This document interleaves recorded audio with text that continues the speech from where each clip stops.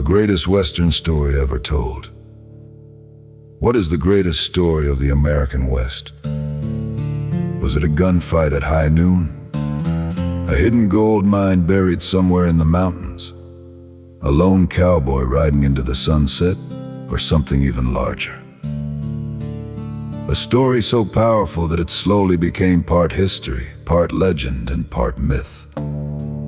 Because the truth is, the Old West has always lived in two worlds. One world was real, the other was imagined. And somewhere between the two, the greatest Western story was born. In the real West, life was often difficult. The land was harsh. Towns appeared overnight and vanished just as quickly. People crossed deserts, mountains, and endless plains, chasing opportunities, survival, or escape.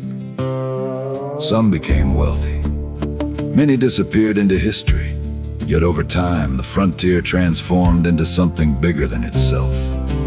Stories spread eastward through newspapers, dime novels, railroad advertisements, and traveling shows. Suddenly, ordinary people became legends.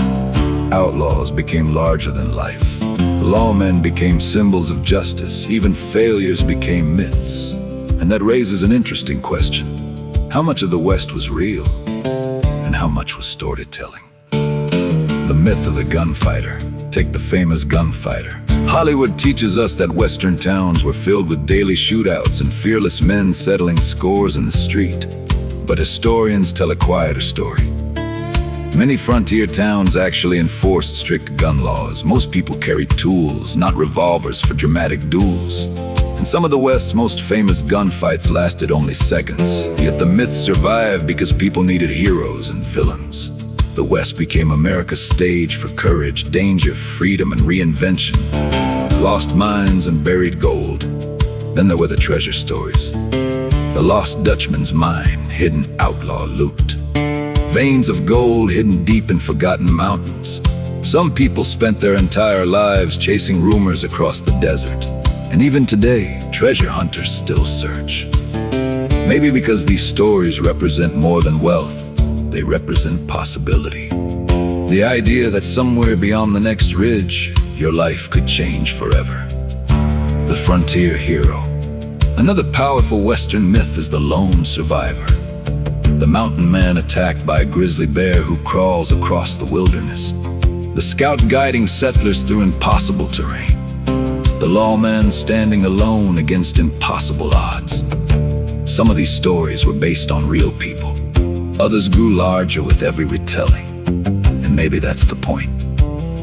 The West rewarded storytelling almost as much as survival. So, was the West real? Of course it was real. The hardship was real. The conflict was real.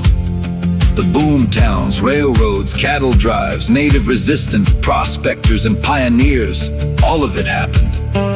But the version remembered by history became something else entirely.